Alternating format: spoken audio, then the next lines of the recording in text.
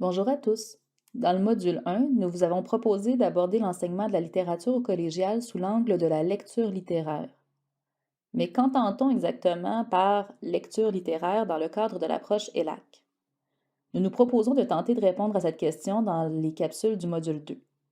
Plus spécifiquement, la capsule que vous écoutez actuellement vise à réfléchir au sens que peut avoir la lecture littéraire pour les étudiants et étudiantes du collégial. Comment donner du sens à la lecture? Comment rendre cette proposition qu'on leur fait de développer une compétence de lecture littéraire motivante et engageante? Il convient tout d'abord de définir un petit peu plus précisément ce qu'on entend par sens. Parmi bien des définitions possibles, nous proposons celle-ci. Ce qui a du sens, ou ce qui va prendre du sens, c'est une idée, une suite d'idées, un raisonnement auquel un objet de pensée se rapporte et se trouve ainsi justifié, fondé dans son existence. Tous les enseignants de littérature au collégial ont probablement déjà entendu au moins une fois un étudiant ou une étudiante poser la fameuse question: à quoi servent les cours de littérature? On peut percevoir cette question-là comme étant de nature un peu utilitariste et être un peu irrité de que sous-tend cette question-là, ou on peut l'envisager comme une simple recherche de sens de la part des étudiants et étudiantes. Très souvent, on dira qu'une chose est à tout le moins justifiée dans son existence lorsqu'elle a un rôle à jouer. C'est pas la seule façon d'envisager le sens, mais c'en est une qui est très récurrente lorsqu'on aborde cette question-là. A un sens, est justifié dans son existence, quelque chose qui a un rôle à jouer afin d'atteindre un but ou dans un système. Donc, si le sens peut passer par l'idée que quelque chose a un rôle à jouer, quel serait le rôle de la littérature? En 2021-2022, lorsqu'on a élaboré le prototype de l'approche ELAC, il y a eu une revue de littérature qui a été faite de notre part. Donc, on a pris des écrits scientifiques venant du domaine de la didactique de la littérature et de la littérature. On a pris également des écrits professionnels venant d'enseignants de littérature. Et on a également regardé des documents gouvernementaux québécois, mais aussi français, pour essayer de voir quel rôle on attribue à la littérature dans tous ces domaines scientifiques, professionnels et gouvernementaux. On a pu répertorier un très grand nombre de visées qui est attribué à la littérature. On a synthétisé ces visées-là sous 4 grands rôles que nous vous présentons dans cette diapositive. Alors, selon ces écrits-là, la littérature jouerait tout d'abord un rôle dans le développement du regard de l'individu sur lui-même, de ses capacités à prendre une distance critique et indépendante face à lui-même, justement.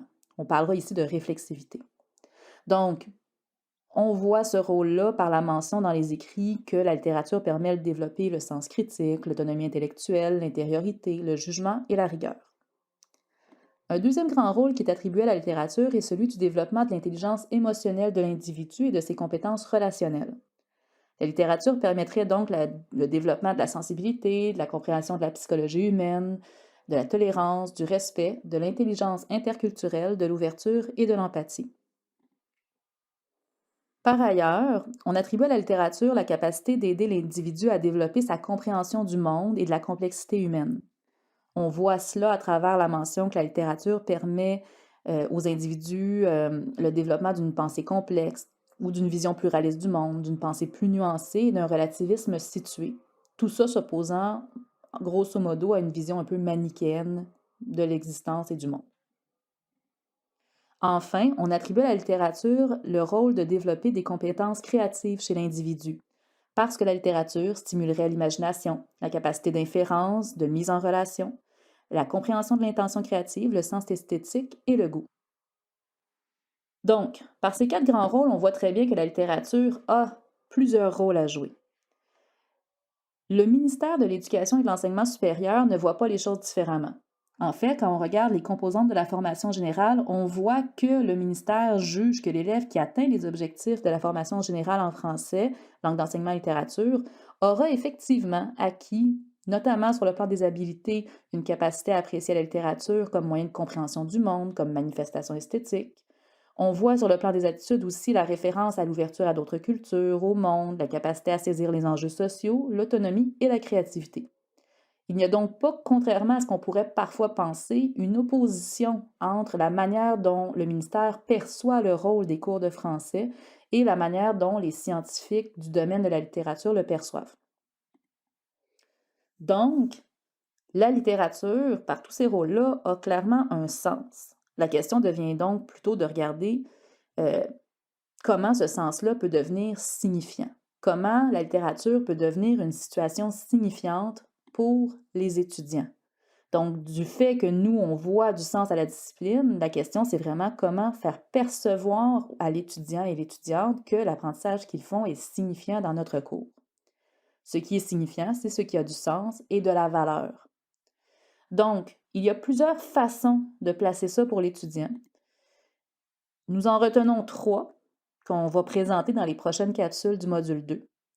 Donc, le sens pour les étudiants et étudiantes, on peut le situer, les aider à le trouver en leur présentant que la situation d'apprentissage où ils sont est porteuse de sens, en leur montrant que ce qu'ils font vise un objectif qui est porteur de sens, ou encore en leur expliquant un processus qui est en lui-même porteur de sens. Donc, tout ça va se recouper un peu.